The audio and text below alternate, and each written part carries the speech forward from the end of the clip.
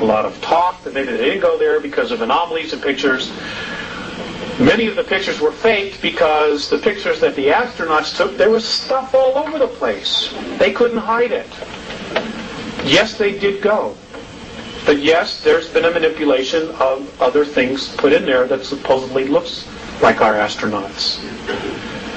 So, we have to use common sense when we look at these things. The next slide, please. Did our astronauts see things? Absolutely.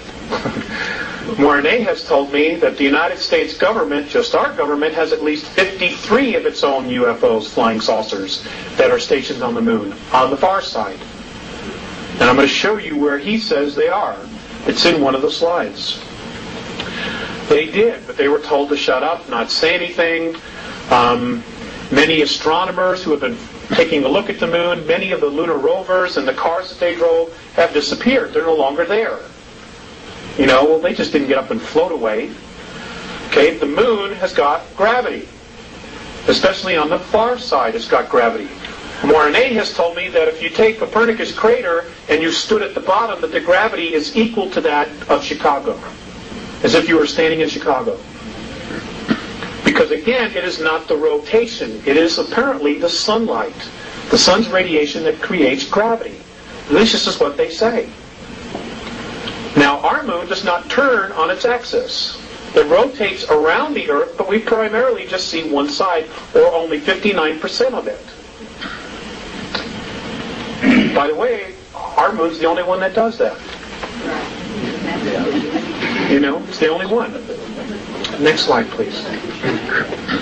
Okay, this was taken out of National Geographic. This was in the early 1950s. This was NASA's idea of what moon bases would look like. They, in fact, did do this and create this in February of 1958.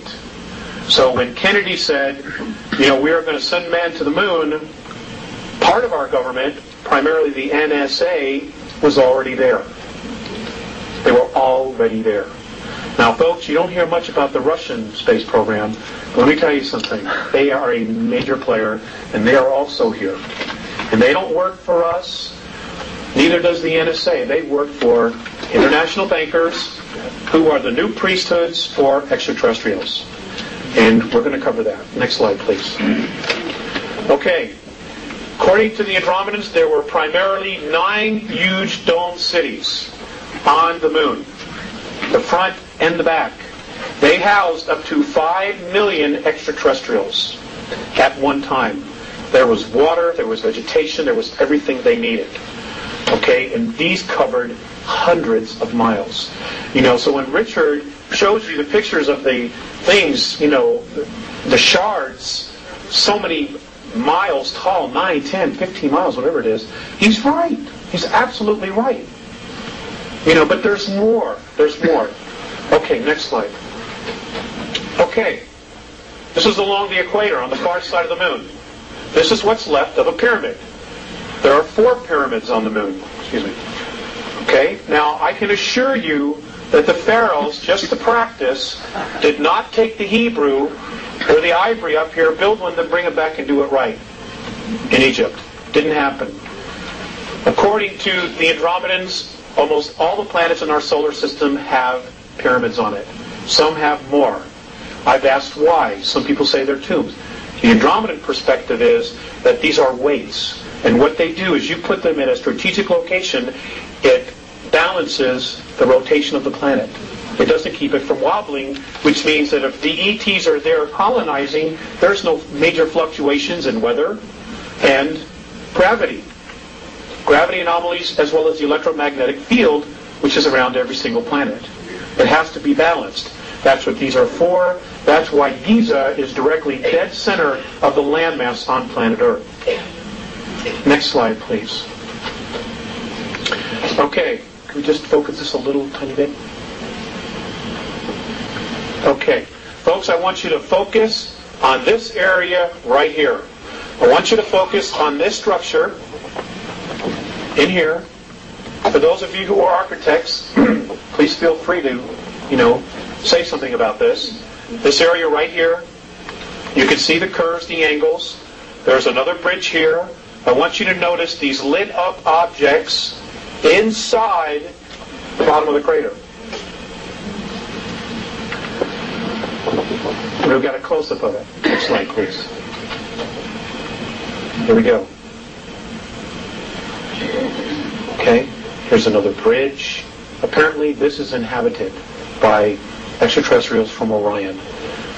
These are, I'm told, are domes. Does everybody see this?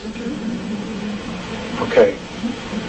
I'm also told that this is a road that goes into here. There's an elevator that goes up to this area here. And when they land, they take an elevator or something down, and then they can walk, because there's atmosphere on the far side of the moon. Which is why the astronauts took pictures of clouds. I mean, it's unbelievable. The snow job that we've been given. It's nothing what we've been told it is. Nothing. Right. Next slide, please. Okay, I want you to focus on this.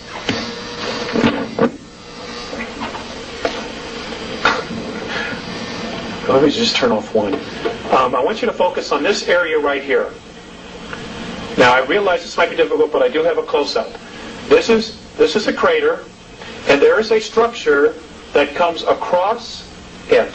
You can see the sun coming through this way. You can see it shining right here underneath, and you can see this is still in the shade. This structure here. This is a 21-mile long bridge. Next slide, please. Here.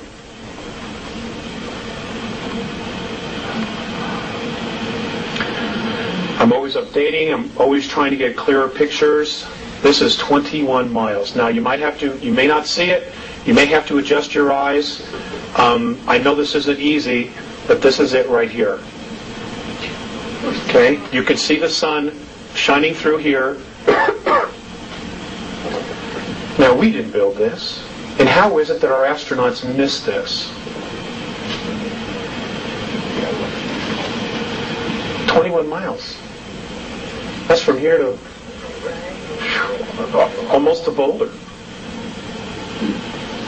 Next slide. Okay. Look at this. Just sitting there apart. This was taken by the Lunar Orbiter in 1966. Next slide. Now, isn't it interesting that we're told that the craters were created by meteorite impact, or incessant meteorite bombardment? I just love that. Okay? And yet, you have full-fledged mountains in the dead center of these craters. Many of them are even higher than the crater walls. Folks, that's just not possible. It is not possible. You have craters that are 30 to 40 miles in diameter. The deepest one is only 7,000 feet. That is also an absolute impossibility. Richard talks about his dome structures, okay, that had some kind of a glass on it. Right here. I believe, and I'm told that this is what's left of one of Richard's domes, that he has a picture of them, with the long shards and the pieces hanging off. This is what's left of it. As you can see, there's a shiny spot of the glass tickered in, that's what this is right here. This apparently also was a domed city, but it was destroyed by particle beam weapons between what we now know as the Orion group and a group from the Pleiades. This happened approximately 9,600 years ago. Full-out war here. Next slide, please. Okay. I want you to just check out this area here. All these structures, look at these. Apparently these are hangars. This is a complex that is inhabited by human beings from Earth. Also want you to look at this object. I'm trying to get a better picture of what this large structure is. But what's really interesting about this area here and this is look at nice how sharp this crater is. The corners here. Very nice and sharp.